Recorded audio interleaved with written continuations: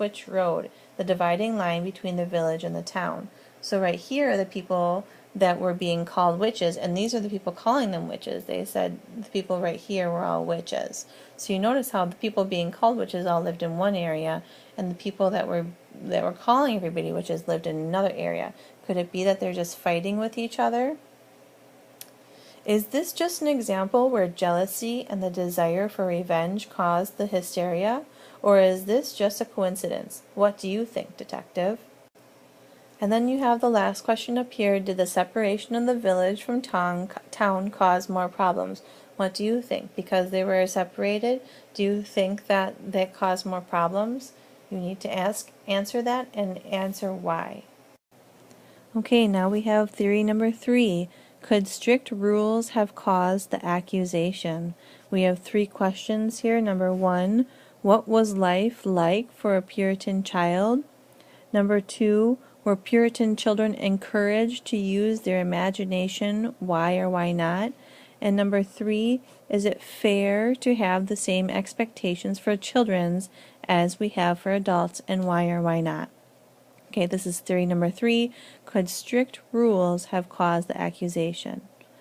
Life as a Puritan child was very difficult in the 1690s.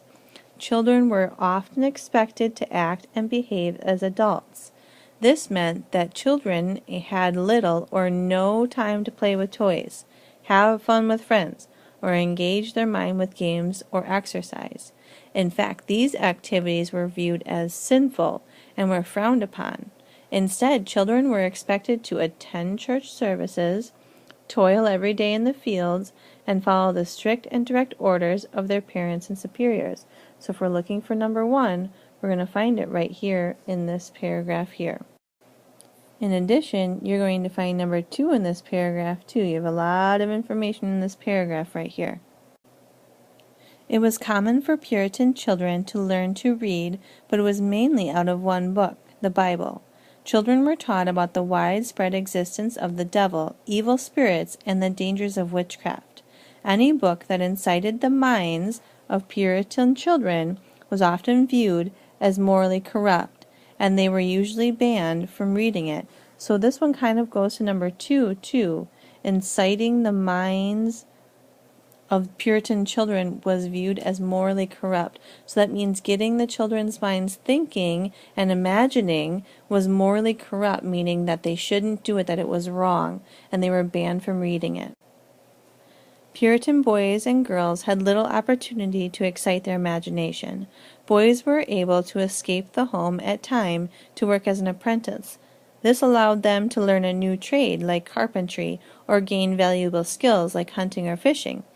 Girls, however, had no similar escape. They tended to the house, helped their mothers cook dinner, wash bedding, and sew fabric. Whereas boys had at least some way to excite their imagination, girls were faced with an almost unbearable level of responsibility, boredom, and misery. So this paragraph is saying that the kids weren't allowed to go do anything. All they could basically do was work, work, and more work. Imagine being in the shoes of Abigail Williams or Betty Paris when they heard Tituba's wild and magical stories. It is no wonder that they were mesmerized by her scary stories and fortune-telling games. As the girls listened and watched, it is likely they began to feel guilty for their own behavior, since they had been told it was sinful and forbidden.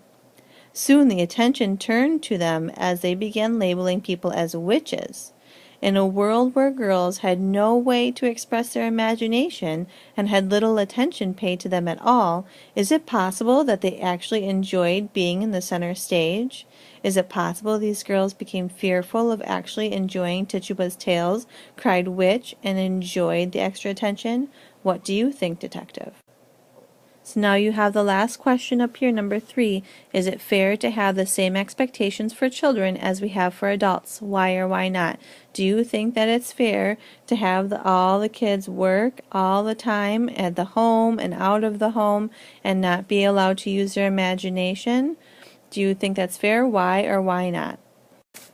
Now we have our 4th theory. Theory number 4.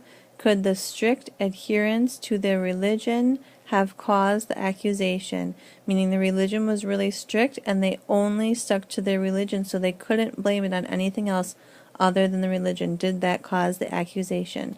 There are 3 questions that we're focusing on. Number 1, what are 3 words you'd use to describe Puritan life? Number 2, find 2 examples of how strictly the Puritans followed their religion. And number 3, when the accusations of witchcraft started, how did the Puritan religion support the idea that the accusations were real? How did believing in the Puritan religion push people to think that being a witch was real? So again, this is in theory number 4. Could the strict adherence to their religion have caused the accusation? To New England Puritans, church was the center of daily life. In fact, it was a crime often punishable by a fine for not attending services on the Sabbath. That means on Sunday, if you didn't go to church, you would be given a ticket because you didn't go. That's how serious they took their religion. The Puritans were so committed to their religion that they refused to tolerate anyone of differing beliefs. So this word tolerate means they refused to basically be okay with anybody that believed anything differently than them. Roger Williams, for example, was banished, and here the definition of banished is here, means to send someone away from a country or an area for punishment. So Roger Williams, for example, was banished for suggesting the colony have a separation, church and state. Every moment of Puritan life reflected their commitment toward their faith. The church taught people to suppress their emotions and opinions. Suppress meaning to push down. So basically, if you have an opinion that you don't agree with something, you should not be saying it out loud. To ignore individual differences, and that anyone who stepped outside these boundaries risked being labeled as possessed by the devil. So if you were different, or if you had different ideas, then basically people were going to say, oh, that you had the devil inside of you, that you were possessed by the devil. Even the dark, plain, and somber clothing style that Puritans wore was dictated by the church. So dictated over here to issue an order or impose a set of rules on something. So the church made rules that they had to wear very dark, plain, and sober clothing. These Puritans had to wear this. It is easy to see just how much influence the church had over Puritan life. So as you're thinking of words to describe Puritan life, would you use words like fun, exciting, or would you use more words like serious, strict? What types of words are you going to use? Do you think that they were more strict and serious? Do you think they were more fun and exciting, more flexible?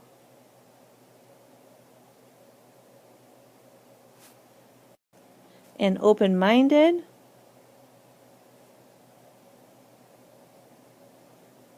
Or more serious, strict, and closed-minded? Meaning open-minded, this word here means more that they're willing to accept new ideas, and this word closed-minded, that means that they're not really willing to accept new ideas. They like what they like, and they're not liking things to change very much.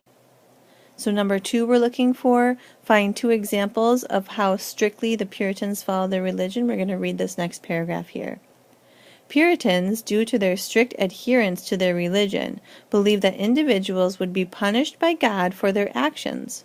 When a neighbor was faced with a setback, such as an illness or a death in the family, or even a failed crop, people believed it was God's will and did not try to intervene. They believed that God was making things right by punishing the person for a sin. So they were saying that if a person got sick or their crops weren't doing very well, that they had done something bad and God was punishing them, and that's why their crops were doing bad or they were being sick.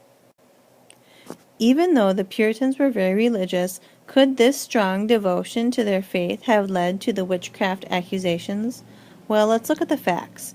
Puritans strongly believed in the existence of the devil and of witches who were in league with or helped the devil. corrupt the world. So they think that the witches worked with the devil to help make the world a bad place, to get people in trouble. Puritans also were convinced that there were witches in Salem and that any person could easily be impersonated by the devil, meaning that they thought the devil was one of the people walking around them, and the devil was basically just pretending that they were an actual person, so that they thought the devil was living with them. Women, it was believed, were the most likely to be corrupted since they were viewed as weak. Puritans believed the devil could easily get women to do his work.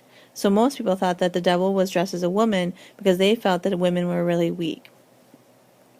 Even the bodies of those who were accused of witchcraft were examined to find possible portals for Satan to enter the body. They looked for moles, warts, or birthmarks. What do you think, detective? Was the strict adherence to the faith to blame for the accusations in Salem? And then we have this last question here. When the accusations of the witchcraft started, how did the Puritans' religion support the idea that the accusations were real? Basically, how did the religion push people to thinking that witchcraft was real?